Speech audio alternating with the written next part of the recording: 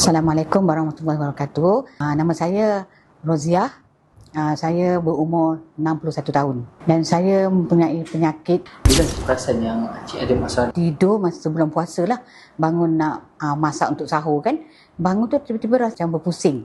Lepas tu rasa macam nak jatuh lah. Mulanya ingatkan tak cukup tidur. Tapi rupanya memang ada darah tinggi. Mula-mula tu rasa macam tak percaya lah yang kita ni ada darah tinggi sebab tak ada simptom. Jadi kita tak percaya yang kita ni ada darah tinggi. Bila cek tu doktor kata memang ada. Bertengok report ada memang tekanan darah tu tinggi. Jadi keadaan time tu macam mana? Dan tu rasa macam sekarang ni rasa macam takut lah bila nak duduk kat rumah sorang-sorang. Kita takut kita nak masak sorang-sorang, takut jatuh ke, nanti tak ada orang nak tolong.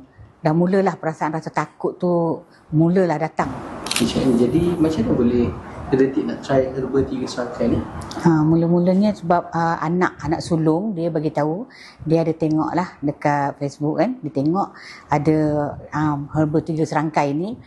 Dalam tu ada daun kelor, serai wangi, hempedu bumi.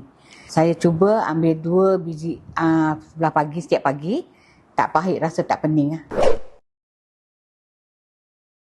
Lepas seminggu tu guna herba 3 serangkai ni, memang ada nampak beza lah. Bangun pagi dah tak pening, petang-petang pergi sedai baju pun dah tak ada rasa tu ke berpusing-pusing, tak ada. Jadi lepas sebulan lebih amalkan herba 3 serangkai ni, ada tak apa-apa beza? Nampaklah perbezaan dia lepas pada sebulan lebih gunakan herba ni. Memang nampak sangat beza dia tak ada rasa nak buat kerja rumah pun dah rasa selesa, dah boleh jaga cucu, tak ada rasa macam nak jatuh.